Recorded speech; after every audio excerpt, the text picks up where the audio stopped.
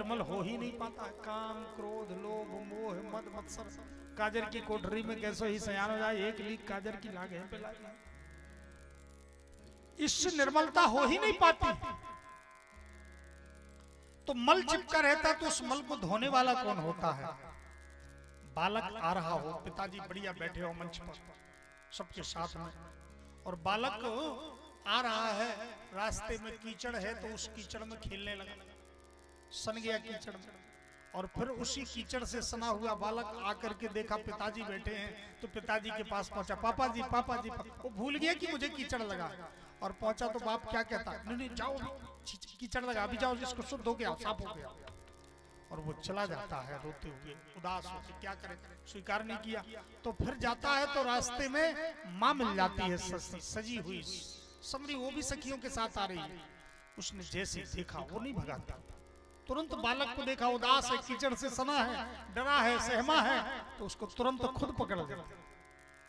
आजा आजा, ये मैंने तुझे कितना बढ़िया सजा संवार करके भेजा था, तूने पूरा कीचड़ लगा लिया। उसको ले जा करके डांटती भी है, समझाती भी है, प्यार भी करती है, और नहवाती है, कपड़े पहनाती, श्रृंगार करती है, और फिर सजा करके कह देती है अब चला जा अपने पिता के पास, और भेज देती है सजा करके। और फिर पिता से कहती नहीं नहीं स्वीकार कर लो, तुम्हारा ही तो बेटा है।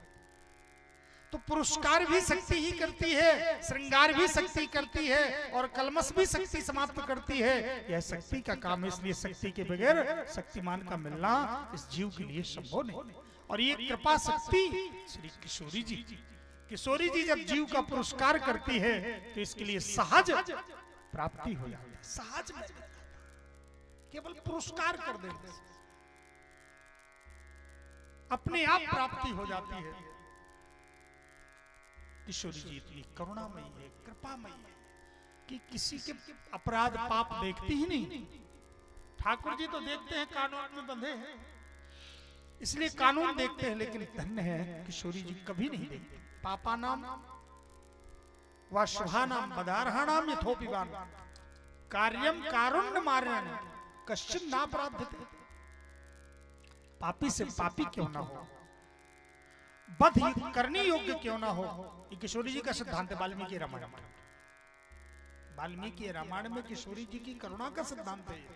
लंका में जब किशोरी जी थी तो हनुमान जी से ये श्लोक कहा। किशोरी जी, श्री सीता जी ने जब हनुमान जी संदेश लेकर के गए, मां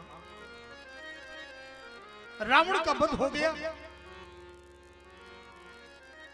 लंका पर विजयश्री प्राप्त हो गई, अब आप चलो। प्रभु ने संदेश भेजा।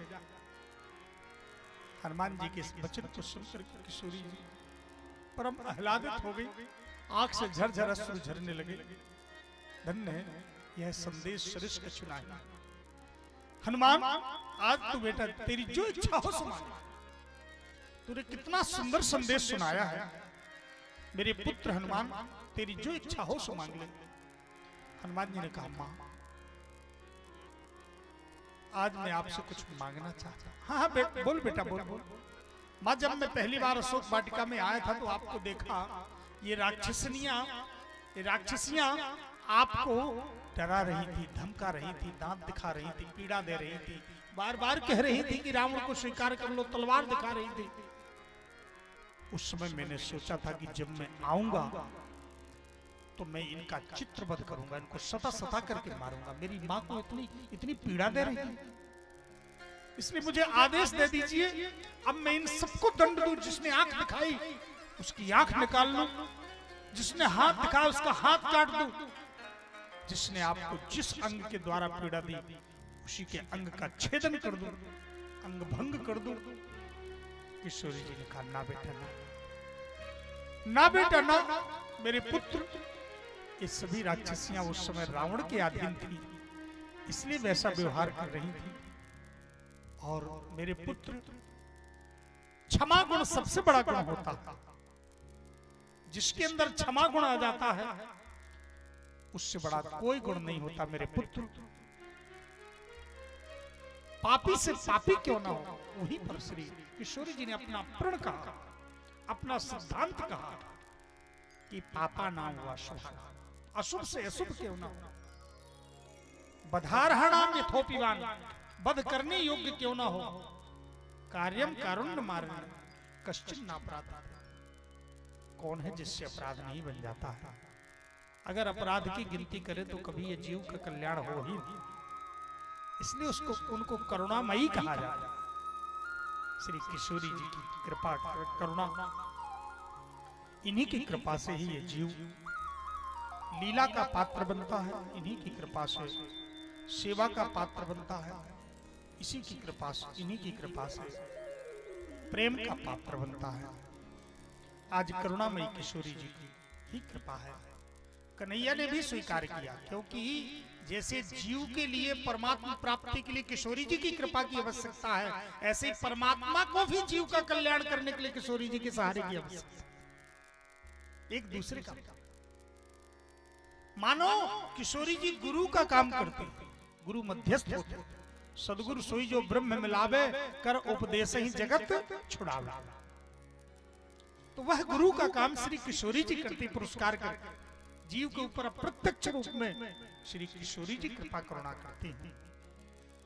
कन्हैया ने भी कहा कि हाँ हाँ, किशोरी जी ने ही गिरिराज पर्वत उठाया।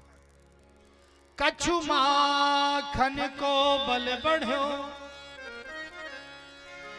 कछु माखन को बल बढ़ो, कछु गोपिन करी सहाय, लेकिन राधे जू की कृपा ते गोवर्धन लियो उठाए।